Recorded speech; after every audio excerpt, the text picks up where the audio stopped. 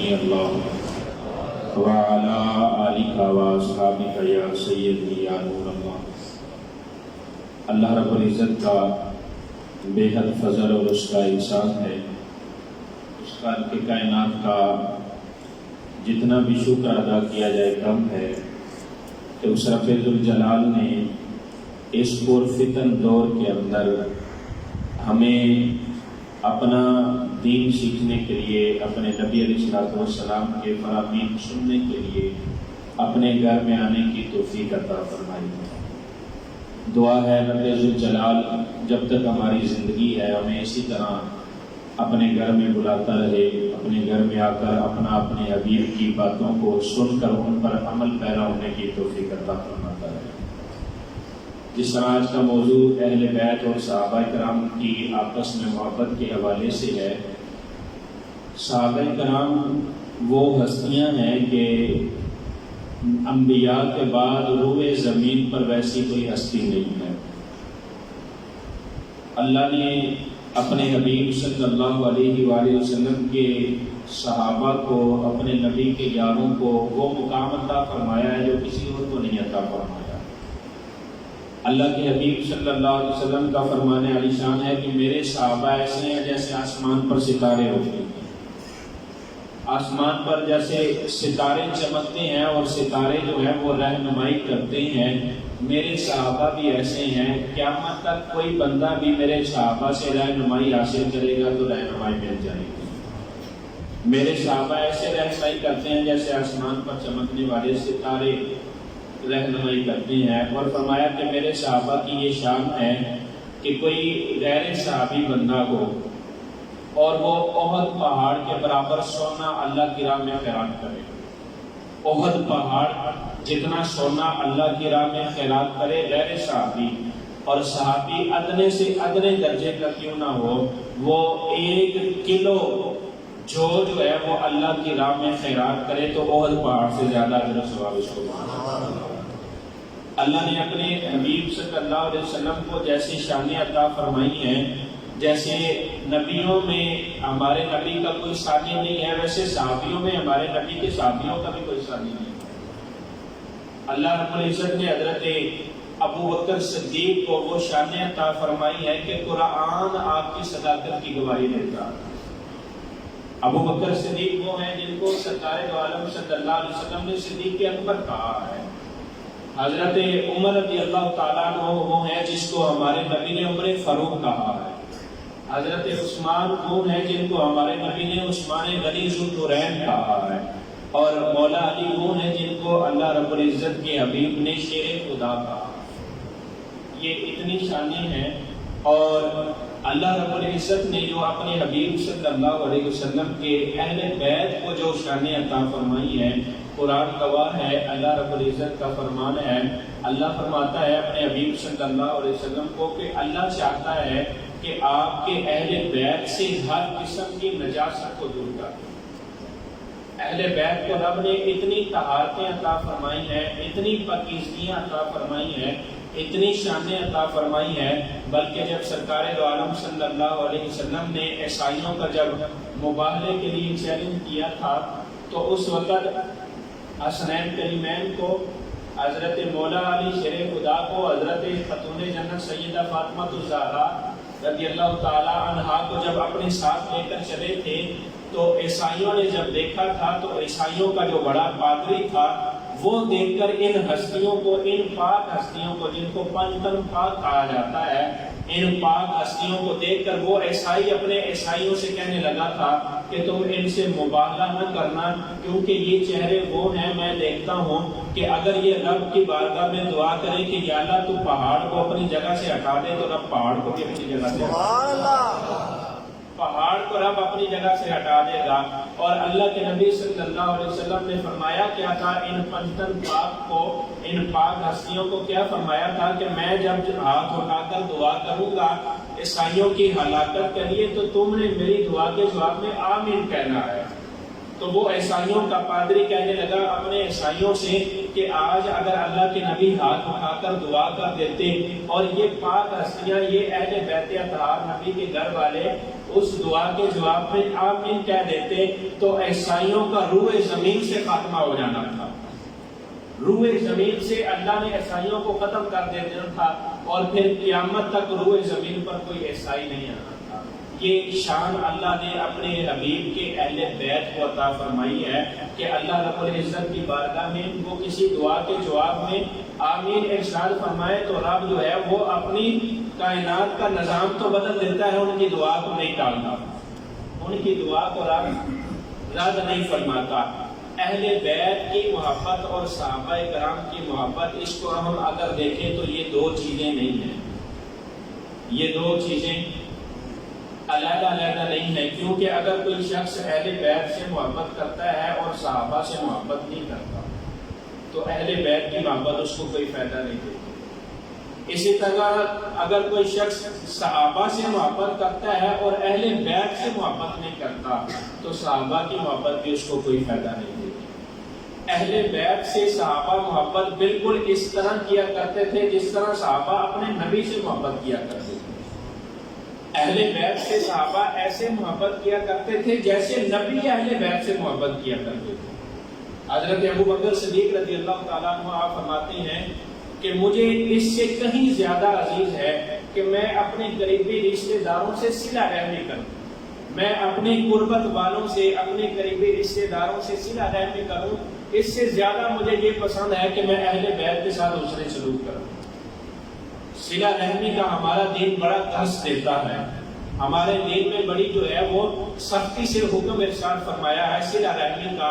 اللہ رب العزت کا فرمان عالی شان ہے، حدیث ہے، حدیث قدسی ہے، اللہ کے حبیب کا فرمان ہے، رب فرماتا ہے کہ صلہ رحمی کو میں نے پیدا کیا ہے اور جو صلہ رحمی کو کاٹتا ہے میں اس کو کاٹ دیتا ہوں۔ صلہ رحمی کہتے ہیں آپس میں رشتہ داروں کے ساتھ اچھا سلوک کرنا، حسن سلوک کرنا، اس قدر یہ فضیلت والا عمل ہے۔ اور حضرت ابو بکر صدیق کہتے ہیں اگرچہ یہ فضیلت والا عمل ہے لیکن میں اس سے بھی زیادہ پسند اس چیز کو کرتا ہوں کہ اہل بیت کے ساتھ محبت کروں، اہل بیت کے ساتھ حسن سلوک کروں، اہل بیت کے ساتھ جو ہے وہ میں صلہ رحمی کے طور پر جو ہے وہ پیش آؤں۔ اور حضرت عمر فاروق رضی اللہ تعالیٰ عنہ، آپ کا جو اہل بیت کے ساتھ جو محبت کا تعلق تھا اس کی مثال کہیں نہیں ملتی۔ حضرت عمر فاروق رضی اللہ تعالیٰ عنہ اس قدر بہادر اور دلیری والے اور شجاعت والے صحابی ہیں کہ جب صحابہ کرام مکہ سے ہجرت کر کے مدینے گئے تو کوئی صحابی رات کے اندھیرے میں جاتا تھا، کوئی جو ہے وہ خفیہ رستوں سے جاتا تھا تاکہ کافروں کی شرارتوں سے بچ کر جو ہے وہ ہجرت کر کے محفوظ طریقے سے مدینے پہنچ جائیں۔ لیکن واحد صحابی حضرت عمر فاروق رضی اللہ تعالیٰ عنہ جو ہجرت کرنے سے پہلے اعلان کیا مکے کی گلیوں میں، مکے کی گلیوں میں اعلانیہ طور پر کہا کہ میں کل عمر جو ہے وہ ہجرت کر کے مکے سے مدینے جائے گا، اگر کسی کو شوق ہے اپنے بچوں کو یتیم کروانے کا، اپنی بیوی کو بیوہ کروانے کا تو وہ عمر کا راستہ روک کر دکھائے۔ اس قدر بہادر صحابی تھے۔ روایات میں آتا ہے کہ جس راستے پر حضرت عمر فاروق رضی اللہ تعالیٰ عنہ چلا کرتے تھے شیطان کو راستہ چھوڑ جایا کرتا تھا، شیطان حضرت عمر کے سائے سے پناہ مانگتا تھا۔ اس قدر بہادر دلیر صحابی تھے، اس کے باوجود جو محبت تھی اہل بیت سے، جو حسنین کریمین سے، جو نبی کے گھرانے سے محبت تھی، کہ روایت میں آتا ہے کہ سرکار دو عالم صلی اللہ علیہ وسلم کے ظاہری طور پر وصال کے بعد جب حضرت عمر فاروق کا جب زمانہ تھا تو مسجد نبوی شریف کے ممبر پر چڑھ کر خطبہ ارشاد فرما رہے تھے، خطبہ ارشاد فرما رہے تھے مسجد نبوی شریف کے ممبر پر، تو اچانک مسجد میں حضرت حسن حسین رضی اللہ تعالیٰ عنہ بھی چھوٹے بچے تھے، کم سنی کا عالم تھا، تو مسجد میں تشریف لے آئے۔ جب مسجد میں تشریف لے آئے تو دیکھا کہ ممبر پر جو ہے وہ حضرت عمر فاروق جو ہے وہ خطبہ ارشاد فرما رہے ہیں، کیونکہ انہوں نے بددعا کے مکڑے کو ممبر پر خطبہ ارشاد فرماتے ہوئے دیکھا ہوا تھا، تو خطبہ ارشاد فرماتے ہوئے ممبر کے قریب چلے گئے حضرت عمر کے پاس اور جا کر حضرت عمر سے کہنے لگے، بچے تھے بچپن کے عالم میں، کہنے لگے کہ ممبر سے نیچے اترو۔ حضرت عمر فاروق رضی اللہ تعالیٰ عنہ سے کہ جن کے بارے میں کہا جاتا ہے کہ جب مسجد میں ہوتے تھے تو لوگ جب ذکر بھی اونچی آواز میں کرتے تھے تو پہلے حضرت عمر کا چہرہ کرتے تھے کہ کہیں اونچی آواز کے ذکر کی وجہ سے حضرت عمر جلال میں نہ آ جائے. اس قدر جلال والے صحابی تھے. اس کے باوجود جو ہے حضرت امام حسین رضی اللہ تعالیٰ عنہ نے جب یہ فرمایا کہ آپ ممبر سے نیچے اتریے، یہ ممبر تو میرے نانا کا ہے، یہ ممبر میرے نانا کا ہے، آپ میرے نانا کے ممبر سے نیچے اتریے، تو حضرت عمر فاروق رضی اللہ تعالیٰ عنہ بغیر کسی تاخیر کیے فوراً ممبر سے نیچے اتر آئے. ممبر سے نیچے اتر کر جو ہے وہ کھڑے ہو گئے اور حضرت امام حسین رضی اللہ تعالیٰ عنہ آپ سے فرمانے لگے یہ تو میرے نانا کا ممبر ہے، آپ اپنے ممبر پر جا کر خطبہ ارشاد فرمائیے. تو حضرت عمر فاروق رضی اللہ تعالیٰ عنہ عرض کرنے لگے اے جنت کے شہزادے، یہ مجھے جو ممبر عطا کیا ہے یہ آپ کے نانا نے ہی عطا کیا ہے، اور ممبر ہے یہ آپ کے نانا کا، میرے نانا کا تو ممبر ہے ہی کوئی نہیں ہے. مجھ کو جو ممبر پر بیٹھنے کا شرف ملا ہے آپ کے نانا کی بدولت ہی ملا ہے، مجھے تو کوئی ممبر جو ہے میرے نانا نے تو عطا کیا نہیں ہے. تو حضرت امام حسین فرمانے لگے کہ اگر میرے نانا نے ممبر آپ کو عطا کیا ہے تو پھر آپ ممبر پر چڑھ کر خطبہ ارشاد فرمائیے. یعنی محبت کا یہ عالم تھا کہ ایسا شخص جس کے سامنے کسی کی مجال نہیں کہ وہ دم مار سکے، جس کی گفتگو کے دوران جو ہے وہ کوئی اس کو روک اور ٹوک سکے، اس کے باوجود جو ہے وہ حضرت امام حسین جب یہ کہتے ہیں یہ چھوٹی بات نہیں ہے، بہت بڑی بات ہے کہ خطبہ ارشاد فرماتے ہوئے کسی سے یہ کہا جائے کہ ممبر سے نیچے اتر جاؤ، ممبر سے نیچے اتر جاؤ. اسی کے بعد پر یہ عمل ہوتا ہے جس سے اپنی جان سے زیادہ محبت ہوتی ہے، جس سے اپنی جان سے زیادہ محبت ہو اسی کی بات پر عمل کرتے ہوئے بندہ ممبر سے نیچے اتر آتا ہے. اسی طرح حضرت عبداللہ بن عمر ہے سرکار حضرت عمر فاروق رضی اللہ تعالیٰ عنہ کے بیٹے. ایک واقعہ یوں آتا ہے کہ حضرت عمر فاروق جب امیر المومنین تھے تو لوگ دوسرے صوبوں سے دوسرے ممالک سے لوگ ملنے کے لیے آیا کرتے تھے بطور گورنری اور بطور جو ہے وہ حکومتی معاملات جو ہے وہ آپ کے ساتھ طے کرنے کے لیے آپ سے مشورے لینے کے لیے آیا کرتے تھے. ایک دن ایسا ہوا کہ حضرت عمر فاروق کے پاس جو ہے وہ ایک وفد آیا ہوا تھا آپ سے مشورہ کرنے کے لیے. تو حضرت عمر فاروق جس جگہ پر موجود تھے اس جگہ پر آپ کے بیٹے گئے حضرت عبداللہ بن عمر، اور جا کر جو ہے وہ اس جگہ کے اندر داخل ہو گئے. حضرت عمر فاروق نے اپنے بیٹے سے فرمایا کہ ابھی جو ہے وہ وفد سے گفتگو ہو رہی ہے، بات چیت ہو رہی ہے، آپ ابھی باہر جا کر رک جاؤ، جب وفد چلا جائے گا تو اس کے بعد جو بھی کام آپ کو ہے، جو بھی بات کرنی ہے اس کے بعد کرنی ہے، اس سے پہلے نہیں کرنی. تو حضرت عبداللہ بن عمر کے بیٹے باہر جا کر کھڑے ہو گئے. جب باہر کھڑے تھے تو حضرت امام حسن رضی اللہ تعالیٰ عنہ آئے. جب دیکھا کہ عبداللہ بن عمر باہر کھڑے ہیں تو پوچھا کہ آپ باہر کیوں کھڑے ہیں؟ فرمایا کہ ابا جان نے فرمایا ہے کہ ابھی وفد آیا ہوا ہے، ان سے گفتگو ہو رہی ہے، جب تک وہ جاتا نہیں آپ باہر رکیں، کوئی بھی کام ہے تو باہر رک جائیں، اور کسی کو اندر آنے کی اجازت نہیں ہے. لیکن حضرت امام حسن سے آپ کے بیٹے نے فرمایا باقیوں کو تو اجازت نہیں ہے لیکن آپ کو میں روک نہیں سکتا، آپ اگر جانا چاہتے ہیں تو جا سکتے ہیں. لیکن حضرت امام حسن جو ہے وہ اس علی رضی اللہ تعالیٰ عنہ کے بیٹے تھے جن کا صرف جو ہے وہ پہاڑوں سے بھی بڑا تھا. فرمایا کہ اگر کسی کو اجازت نہیں ہے تو پھر میں بھی نہیں جاؤں گا، میں نے جو بات ان سے کہنی ہے میں وہ بعد میں کہہ لوں گا. واپس لوٹ گئے. جب وفد گیا حضرت عمر فاروق رضی اللہ تعالیٰ عنہ باہر آئے، اپنے بیٹے سے پوچھا کس کام کے لیے آئے تھے؟ تو کہا میرا کام آپ چھوڑیے، حضرت امام حسن رضی اللہ تعالیٰ عنہ بھی آئے تھے. تو پوچھا کیا آپ نے ان کو اندر آنے سے روکا؟ عرض کیا ابا جان میں نے تو نہیں روکا لیکن وہ خود ہی اندر نہیں گئے، میں نے تو ان سے کہا تھا کہ آپ اندر جانا چاہتے ہیں تو چلے جائے، لیکن وہ واپس لوٹ گئے. جب حضرت عمر فاروق رضی اللہ تعالیٰ عنہ نے یہ بات سنی کہ امام حسن واپس لوٹ گئے ہیں، فوراً آپ کے گھر کی طرف روانہ ہوئے، فوراً آپ کے گھر پر جا کر دستک دی اور پوچھا کہ شہزادے آپ آئے تھے تو اندر کیوں نہیں تشریف لے کر آئے؟ تو آپ نے کہا کہ آپ کا بیٹا بھی تو باہر کھڑا تھا، آپ نے اجازت نہیں دی ہوئی تھی کسی کو اندر آنے کی، اس لیے میں نے اندر آیا. تو عمر فاروق رضی اللہ تعالیٰ عنہ حضرت امام حسن سے فرمانے لگے، کہنے لگے کہ یہ جو عبداللہ بن عمر ہے کیا اس کے بابا کا نام حضرت علی ہے؟ یہ جو عبداللہ بن عمر ہے کیا اس کی ماں کا نام خاتون جنت فاطمہ الزہرا ہے؟ یہ جو عبداللہ بن عمر ہے کیا اس کی نانی کا نام خدیجہ الکبریٰ ہے؟ یہ جو عبداللہ بن عمر ہے کہ اس کے نانا کا نام محمد رسول اللہ صلی اللہ علیہ وسلم ہے. آپ تو وہ ہیں کہ جن کے بابا علی مرتضیٰ شیر خدا ہیں. آپ تو وہ ہیں کہ جن کی اماں جان جو ہے وہ سیدہ خاتون جنت فاطمہ الزہرا ہے. اور آپ تو وہ ہیں جن کی نانی خدیجہ الکبریٰ ہے. اور آپ تو وہ ہیں جن کے نانا محمد مصطفیٰ صلی اللہ علیہ وسلم ہے. فرمایا کہ مجھے یہ جو عزتیں ملی ہیں یہ آپ کے نانا کی ہی تو عطا کی ہوئی ہے. کسی کو اجازت اگرچہ نہ ہو لیکن آپ کے لیے میرے دروازے ہمیشہ کے لیے کھلے ہیں. ایک دفعہ ایسا بھی واقعہ پیش آیا کہ عبداللہ بن عمر جو حضرت عمر کے بیٹے ہیں، بچپن کا عالم تھا. شہزادے جنت کے جو سرداروں نوجوانوں کے جو سردار ہیں وہ بھی ابھی چھوٹے تھے. مدینے کی گلیوں میں کھیلا کرتے تھے جیسے ہمارے بچے کھیلتے ہیں. اور کھیلتے کھیلتے آپس میں کبھی نہ کبھی ناراضگی ہو جاتی ہے کسی بات پر. تو ناراضگی ہو گئی عبداللہ بن عمر رضی اللہ تعالیٰ عنہ کی اور حضرت امام حسین رضی اللہ تعالیٰ عنہ کی.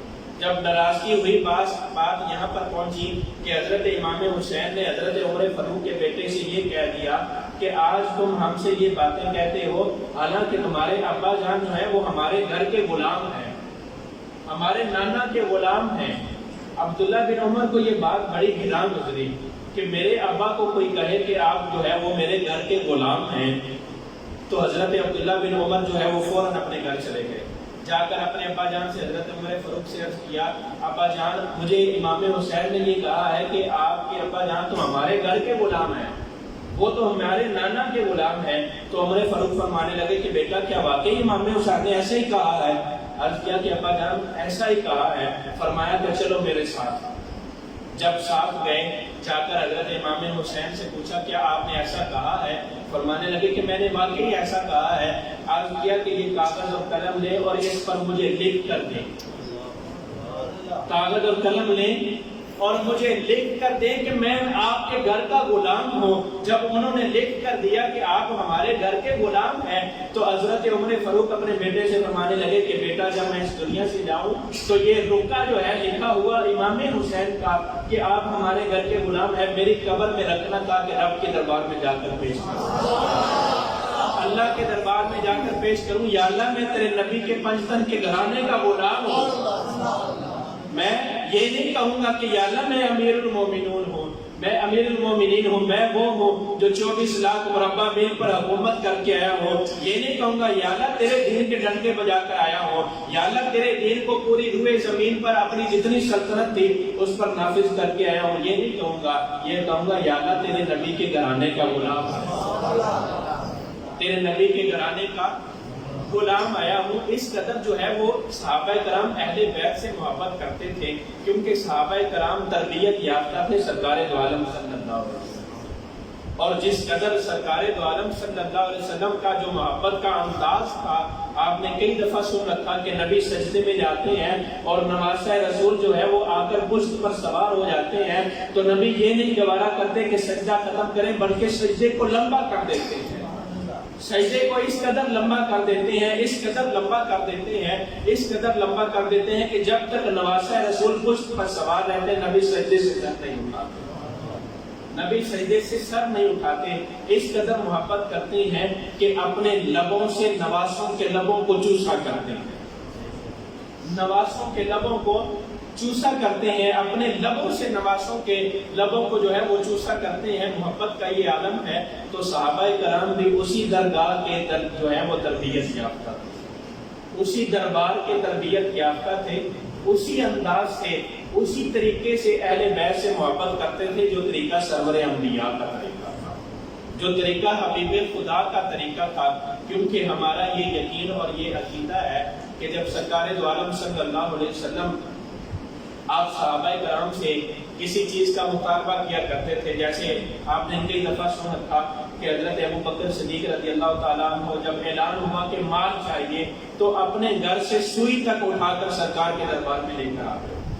پوچھا گیا کہ ابو بکر صدیق کیا لے کر آئے ہو، کیا چھوڑ کر آئے ہو؟ عرض کیا یا رسول اللہ سب کچھ لے آیا ہوں. فرمایا گھر والوں کے لیے کیا چھوڑ کر آئے ہو؟ عرض کیا اپنے گھر والوں کے لیے اللہ اور اس کے رسول کو چھوڑ کر آیا. اسی طرح حضرت عثمان غنی جب بھی ضرورت پیش آتی سرکار جو مطالبہ کرتے تو کوئی بھی جو ہے اس میں کمی نہیں چھوڑا کرتے تھے صحابہ کرام، جب کہ سرکار جو بات فرماتے تھے اس بات کو پورا کرنے میں کوئی ذرہ برابر بھی جو ہے وہ نہ کمی کرتے تھے نہ تاخیر کرتے تھے۔ تو قرآن جو ہے وہ یہ اس بات کا گواہ ہے۔ ہمیں بخوبی صحابہ کرام کی جو اہل بیت سے محبت تھی اس کا یہاں سے بخوبی اندازہ ہوتا ہے کہ اللہ کے نبی نے ایک مقام پر یہ فرمایا قُلْ لَا أَسْأَلُكُمْ عَلَيْهِ أَجْرًا إِلَّا الْمَوَدَّةَ فِي الْقُرْبَى، فرمایا کہ میں تم سے کوئی اجر نہیں طلب کرتا، میں تم سے کسی شے کا مطالبہ نہیں کرتا، کوئی شے نہیں تم سے مانگتا، صرف ایک شے مانگتا ہوں۔ ایک شے وہ کیا مانگتا ہوں؟ وہ اپنے اہل بیت کی محبت تم سے مانگتا ہوں۔ میں اور کسی شے کا مطالبہ تم سے نہیں کرتا، اپنے اہل بیت کی محبت تم سے مانگتا ہوں۔ تو جیسے جب مال کا موقع آتا تھا تو صحابہ کرام مال دینے میں کوئی کمی نہیں چھوڑا کرتے تھے۔ تو ہمارا یہ یقین ہے کہ جب سرکار نے یہ فرمایا تھا کہ تم سے کچھ نہیں مانگتا، صرف اپنے اہل بیت کی محبت مانگتا ہوں، تو صحابہ نے پھر اہل بیت سے محبت اس انداز میں کی ہوگی کہ کوئی کمی باقی نہیں چھوڑی، اس طریقے سے اور اس انداز سے محبت کی ہوگی کہ کوئی کمی جو ہے پھر وہ باقی چھوڑی نہیں ہوگی۔ کوئی ایک ایسا واقعہ نہیں ملتا کہ اہل بیت میں سے کسی ایک فرد نے صحابہ کرام کے لیے کم سنی کے عالم میں بھی کوئی حکم ارشاد فرمایا ہو اور صحابہ کرام میں سے کسی صحابی نے اس حکم کی تعمیل کرنے میں جو ہے وہ ذرہ برابر بھی تاخیر کی ہو، ذرہ برابر بھی وہ تاخیر کی ہو، ایسا کہیں نہیں ملتا۔ کیونکہ اہل بیت اطہار وہ ہستیاں ہیں کہ جن ہستیوں کے صدقے سے پوری کائنات کے لوگوں نے جنت میں داخل ہونا ہے۔ پوری کائنات کے لوگوں نے، جس جنت کے سردار حضرت امام حسن اور امام حسین ہے، نوجوانوں کے سردار ہیں، اسی جنت میں یہ بھی ان لوگوں کو جو ہے وہ سمجھنا اور سوچنا چاہیے جو صرف اہل بیت سے محبت کرتے ہیں، صحابہ کو معاذ اللہ گالیاں دیتے ہیں۔ جس جنت کے سردار جو ہیں وہ نواسہ رسول ہیں، کیونکہ ان کی اجازت کے بغیر کوئی جنت میں جا نہیں سکے۔ سرداروں کی جس کو اجازت ہوگی، سرداروں کے نانا کی جس کو حکم ہوگا، وہی جنت میں جائے گا۔ وہ سوچنا چاہیے ان لوگوں کو جو اہل بیت سے محبت کا دعویٰ کرتے ہیں لیکن صحابہ کرام کو معاذ اللہ اچھے الفاظ سے یاد نہیں کرتے۔ اسی جنت کے جس کے سردار امام حسن اور امام حسین ہے، اسی جنت کے بارے میں سرکار دو عالم صلی اللہ علیہ وسلم نے فرمایا، حضرت ابو بکر صدیق سے جب معراج کے واقعے سے واپس آئے تو فرمایا کہ ابو بکر میں جنت کا وہ دروازہ دیکھ کر آیا ہوں جس دروازے سے میری امت جنت میں داخل ہوگی۔ عرض کیا کہ یا رسول اللہ کاش میں بھی آپ کے ساتھ ہوتا، میں بھی وہ دروازہ دیکھ لیتا۔ فرمایا ابو بکر مجھے اس کی عزت کی قسم ہے جس کے قبضہ قدرت میں میری جان ہے، میری امت میں سے جو سب سے پہلے جنت میں داخل ہوگا وہ ابو بکر صدیق کا۔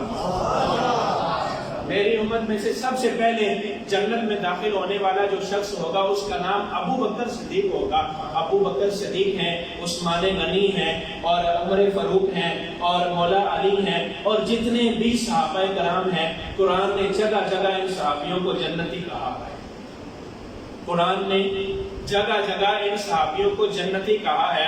جہاں پر جنتی کہا ہے اس سے آگے یہ بھی الفاظ ہیں ہم فیہا خالدون، کہ یہ وہ جنتی ہیں کہ جو ہمیشہ ہمیشہ کے لیے جنت میں رہیں گے، ہمیشہ ہمیشہ کے لیے جنت میں رہیں گے۔ تو ہمارا یہ عقیدہ ہے کوئی جنتی جو ہے وہ اہل بیت کا گستاخ نہیں ہو سکتا۔ کوئی بھی جنتی قیامت تک جو ہے، صحابہ کرام کے بارے میں تو سرکار ان کی زندگیوں میں ان کو جنت کی بشارتیں دے کر گئے نا، تو ہمارا یہ عقیدہ اور یہ یقین ہے کہ قیامت تک جتنے بھی لوگ جنتی ہوں گے، کوئی جنتی جو ہے وہ اہل بیت کا گستاخ نہیں ہو سکتا۔ کیونکہ جو اہل بیت سے بغض رکھنا، سرکار نے بارہا مرتبہ ہر اہل بیت کے ہر فرد کے بارے میں جو ہے وہ علیحدہ علیحدہ حکم ارشاد فرمایا کہ حسن سے محبت مجھ سے محبت ہے، حسن سے بغض مجھ سے بغض ہے، حسین سے محبت مجھ سے محبت ہے، حسین سے بغض مجھ سے بغض ہے، علی سے محبت مجھ سے محبت ہے، علی سے بغض مجھ سے محبت ہے، اور جو مجھ سے محبت کرتا ہے وہ رب کعبہ سے محبت کرتا ہے۔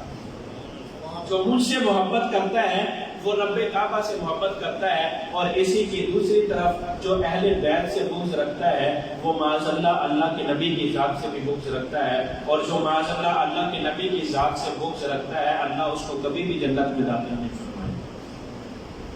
اللہ تعالیٰ ایسے بندے کو کبھی بھی جنت میں داخل نہیں فرمائے گا جو اہل بیت سے بغض رکھ رہا ہے، کیونکہ جس طرح محبت رسول، ایک آپ نے بارہا مرتبہ یہ جملہ سنا ہوگا کہ محبت رسول ہمارے ایمان کا حصہ ہے. میرا ایک اپنا نقطہ نظر ہے کہ حصہ نہیں ہے. محبت رسول ہمارے ایمان کا حصہ نہیں ہے. حصہ تھوڑا بھی ہوتا ہے، زیادہ بھی ہوتا ہے، لیکن جو اصل ہوتی ہے وہ تھوڑی نہیں ہوتی. محبت رسول ہمارے ایمان کی اصل ہے. ہمارے ایمان کا حصے میں کمی بیشی بھی ہوتی ہے، لیکن جو اصل شے ہوتی ہے اس میں کمی جو ہے وہ بہت کم ہوتی ہے. محبت رسول ہمارا اصل ایمان ہے. اگر محبت رسول نہ ہو تو اللہ کے نبی کے فرمان کے مطابق ہمارا ایمان رہتا ہی نہیں ہے. سرکار نے فرمایا تھا ہرگز وہ بندہ مومن ہو ہی نہیں سکتا کہ جو اپنی جان سے زیادہ، اپنے مال سے زیادہ، اپنے ماں باپ سے زیادہ، اپنی اولاد سے زیادہ اور کائنات کی ہر شے سے بڑھ کر جو بندہ مجھ سے محبت نہیں کرتا وہ بندہ مومن ہو ہی نہیں سکتا. وہ بندہ مومن نہیں ہو سکتا. جس طرح محبت رسول ہمارے ایمان کی اصل ہے، اسی طرح آل رسول کی محبت بھی ہمارے ایمان کی اصل ہے. آل رسول کی محبت میں بھی اگر کہیں کوئی کمی آ جاتی ہے، کہیں کوئی وسوسہ آ جاتا ہے، کہیں کوئی شک آ جاتا ہے، تو پھر بندے کا ایمان جو ہے وہ کامل نہیں رہتا. ایمان جو ہے وہ ڈگمگا جاتا ہے. اہل بیت کی محبت جس بندے کو مل جائے اور اس کے ساتھ صحابہ کرام کی محبت بھی مل جائے، سمجھ لیں کہ اس کی دنیا بھی سنور جائے گی، آخرت بھی سنور جائے گی. آخر میں آپ کو یہ پیغام دینا چاہتا ہوں، جب سرکار دو عالم صلی اللہ علیہ وسلم نے اپنی ظاہری حیات مبارکہ کا آخری خطبہ ارشاد فرمایا تھا تو اس وقت آپ نے اپنی امت کو یہ پیغام دیا تھا کہ میں تمہارے اندر دو چیزیں چھوڑ کر جاؤں گا. جب تک جو بندہ ان دو چیزوں سے جو ہے وہ وابستہ رہے گا، ان کا دامن تھام کر رکھے گا، ان سے وابستہ رہے گا، اپنا تعلق ان سے جوڑ کر رکھے گا، کبھی گمراہ نہیں ہو پائے گا. اس میں سے پہلی چیز فرمایا کہ اللہ کا قرآن. جو بندہ جب تک قیامت تک جو ہے قرآن سے وابستہ رکھے گا، اپنے آپ کو جوڑ کر رکھے گا، کبھی گمراہ نہیں ہو پائے گا. ایک بات اور اس میں عقیدے کی بھی بیان کرتا جاؤں، قرآن بھی یہ اس بات کو بیان کرتا ہے کہ قرآن ایسی کتاب ہے اس کو پڑھ کر بڑے گمراہ ہو گئے، بڑے ہدایت پا گئے. حالانکہ نبی علیہ السلام کا فرمان ہے کہ قیامت تک آنے والا کوئی بندہ جب تک قرآن سے وابستہ رہے گا ہدایت یافتہ رہے گا، ہدایت ملتی رہے گی. قرآن جو ہے وہ اس کو ہدایت دیتا رہے گا. لیکن ایک طرف قرآن کہتا ہے کہ اسی قرآن کو پڑھ کر بہت سارے گمراہ ہو گئے. کیا وجہ ہے؟ ایک طرف اللہ کے نبی فرماتے ہیں کہ قرآن جو ہے وہ ہر بندہ جب اس کے ساتھ تعلق رکھے گا، وابستہ اس کا دامن پکڑ کر رکھے گا تو ہدایت پائے گا. لیکن قرآن کہتا ہے مجھے پڑھ کر بڑے گمراہ ہو گئے. تو جو بات سمجھ میں آتی ہے وہ یہ آتی ہے جو بغیر محبت رسول کے قرآن پڑھتا ہے گمراہ، اس کو جو ہے وہ ہدایت نہیں دیتا. جو محبت رسول کے بغیر قرآن پڑھتا ہے، قرآن اس کو ہدایت نہیں دیتا. قرآن ہدایت بھی اسی کو دیتا ہے جس کے دل میں محبت رسول ہوتی ہے، جس کے سینے میں عشق رسول ہوتا ہے. قرآن ہدایت بھی اسی کو دیتا ہے. جیسے وہ کسی نے کہا کہ طیبہ سے منگائی جاتی ہے، سینوں میں چھپائی جاتی ہے، تو عید کی میں پیالوں سے نہیں نظروں سے پلائی جاتی ہے. نہ کعبے میں، نہ مندر میں، نہ مسجد میں، نہ معبد میں، سنتے ہیں کتاب عشق تیرے کوچے میں پڑھائی جاتی ہے. تو جو بندہ جس کا عقیدہ یہ ہوتا ہے کہ جو کتاب عشق، جو اللہ سے عشق والی جو کتاب ہے، قرآن کتاب عشق بھی ہے. قرآن پڑھ کر اللہ کا عشق نصیب ہوتا ہے، قرآن پڑھ کر نبی کا عشق ملتا ہے، قرآن پڑھ کر اہل بیت اطہار کا عشق ملتا ہے، قرآن پڑھ کر صحابہ کرام کا عشق ملتا ہے. تو جس بندے کا یہ عقیدہ ہے کہ یہ عشق کی کتاب جو نبی کے کوچے میں جس کو پڑھائی جاتی ہے، اور جس کا یہ عقیدہ ہے کہ نبی کے کوچے سے جو فیض ملتا ہے وہ اس فیض کو جو سمیٹتا ہے، قرآن ہدایت بھی اسی کو دیتا ہے.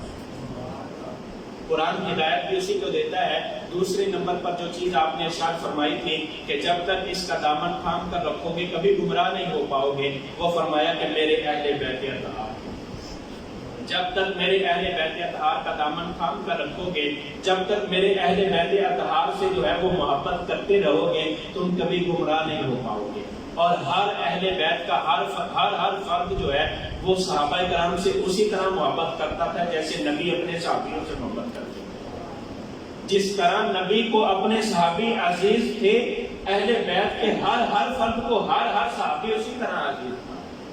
تو پتہ یہ چلا کہ اہل بیت کی محبت بھی اور صحابہ کی محبت بھی ہو تو بندہ کبھی گمراہ نہیں ہو پاتا. اور پھر ساتھ میں سونے میں سہاگا یہ بھی ہو کہ قرآن سے بھی وابستہ ہو اور قرآن بھی پڑھتا ہو نبی کی محبت سینے میں رکھ کر، قرآن اس انداز سے پڑھتا ہو کہ جیسے وہ کسی نے کہا کہ زیرا زبراں شدہ متا وچ شان نبی دے آیا آما لوگاں خبر نہ کوئی خاصا رمضاں پایا، اس عقیدے سے قرآن پڑھے کہ قرآن کی زیر زبر جو ہے وہ میرے نبی کی شان کو بیان کرتا ہے، سبحان اللہ، قرآن کا ایک ایک نقطہ جو ہے وہ میرے نبی کی شان کو بیان کرتا ہے۔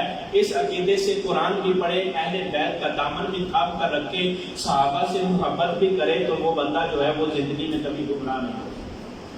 اور آخر ایک اور بات جو ہے وہ قرآن کے حوالے سے کہ ہمارا دنیا داری کا ایک طریقہ اور ایک دستور ہے۔ مثال کے طور پر میں اپنی مثال دیتا ہوں، میں اگر دنیا میں رہتے ہوئے کوئی جرم کرتا ہوں، میں مجرم ہوں، عادی مجرم ہوں، مثال کے طور پر میں چوری کیا کرتا ہوں، چوری کی عادت ہے اور چوری کی عادت چھوٹتی نہیں ہے، اور چوری کی عادت کے ساتھ ساتھ جو ہے وہ میں نے سزا سے بچنے کے لیے جس جگہ پر رہتا ہوں، جس علاقے میں رہتا ہوں، اس علاقے کا جو بڑا جو ہے وہ وڈیرا ہے، اس کے ساتھ میں نے اپنا تعلق جوڑ کر رکھا ہوا ہے تاکہ کبھی جب جرم کروں اور مجھے سزا ملنے لگے تو یہ میری ضمانت دے دے، یہ مجھے قانون سے چھڑوا دے، سزا کی مجھے جو ہے اس کی وجہ سے چھوٹ مل جائے، اس کے ساتھ میں نے اپنا تعلق بنا کر رکھا ہے۔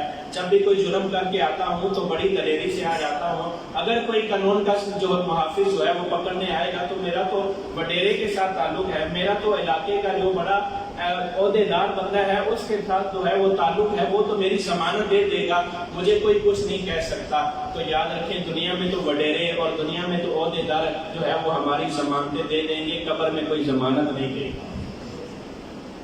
اور قبر میں جب ہم جائیں گے تو دنیا میں بہت بڑے بڑے جرم کر کے گئے ہوں، جو ہم سے پہلے چلے گئے وہ بھی بڑے بڑے جرم کر کے گئے، اور آج ہم نے بھی جرم کرنے میں کوئی جو ہے وہ کمی چھوڑ نہیں رکھی ہوئی ہے۔ جب ہم بھی قبر میں جائیں گے تو مجرم بن کے جائیں گے، تو جیسے دنیا میں ضمانت دینے والے کی ضرورت پڑتی ہے اسی طرح قبر میں بھی ضمانتی کی ضرورت پڑے گی، لیکن قبر میں دنیا کا کوئی وڈیرا نہیں آئے گا، کوئی عہدے دار نہیں آئے گا، کوئی بڑا شخص نہیں آئے گا، قبر میں جو ضمانتی بن کر آئے گا وہ اللہ کا قرآن آئے گا، اللہ کا قرآن۔ اللہ کے حبیب فرماتے ہیں کہ جب بندہ مومن قبر میں جائے گا اور دنیا میں رہ کر قرآن سے محبت کرتا ہوگا، قرآن کو اس انداز سے پڑھتا ہوگا کہ یہ قرآن سارا کا سارا نبی کی شان میں نازل ہوا ہے، قرآن کی ایک ایک آیات سے نبی کی کئی کئی شانوں کے نقطے نکالے گا۔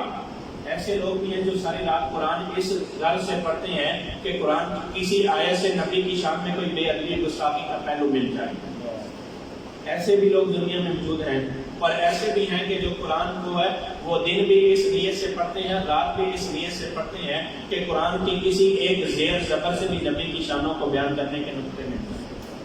تو اگر قرآن کو اس طریقے سے پڑھا ہوا ہوگا، بندہ مومن جب قبر میں جائے گا تو قرآن جا کر جو ہے اس کی قبر میں نور کا پیکر بن کر پہنچ جائے گا، اور وہ فرشتے جو بندے سے سوال کرنے کے لیے آئیں گے، قرآن ان سے کہے گا کہ آج تم نے اس سے سوال نہیں پوچھنا، مجھ سے جو پوچھنا ہے پوچھو۔ یہ تو وہ بندہ ہے جو دنیا میں رہ کر نبی کی محبت میں قرآن پڑھا کرتا تھا، اور قرآن جو ہے وہ اپنے نبی کی محبت جس کے دل میں ہو اور وہ قرآن پڑھے، قرآن جو ہے وہ اس کو ایسے تنہا نہیں چھوڑتا۔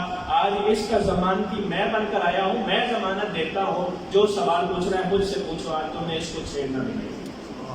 یہ قرآن جو ہے وہ دنیا میں رہ کر قرآن پڑھنے کا یہ فائدہ ہوگا کہ وہ اندھیری قبر، وہ تنہا جس میں سارے رشتے دار بھی چھوڑ کر آ جائیں گے، عزیز بھی چھوڑ کر آ جائیں گے، بیٹا باپ کو چھوڑ کر آ جائے گا، باپ بیٹے کو چھوڑ کر آ جائے گا، اولاد ماں کو چھوڑ کر آ جائے گی، جو ہے وہ سارے چھوڑ کر آ جائیں گے، کوئی بھی اس قبر میں نہیں جائے گا۔ اللہ کا قرآن بندہ مومن کی قبر میں ضمانتی بن کر چلا جائے گا، اللہ کا قرآن جائے گا، اور حشر میں جو جنت میں ہم جائیں گے، حسنین کریمین کی جس کو اجازت ہوگی وہی بندہ جنت میں جائے گا۔ اللہ کی بارگاہ میں دعا ہے اللہ تعالیٰ ہمیں رمضان کی بابرکت گھڑیاں ہیں، اللہ اس برکت والے مہینے کے صدقے سے ہم سب ہی اہل بیت اور صحابہ سے محبت کرنے والے ہیں، اللہ ہماری محبت کو قیامت والے دن بھی اسی طرح قائم ہو جائے گا۔ اللہ تعالیٰ آپ سب کا یہ جو آپ روزانہ دین کی باتیں سنتے سناتے ہیں، آپ کی وجہ سے اللہ ہمارے گناہ گاروں کی بھی بخشش فرمائے، اللہ تعالیٰ آپ کی اس کاوش کو قبول فرمائے، وما توفیق آمین۔ الحمدللہ۔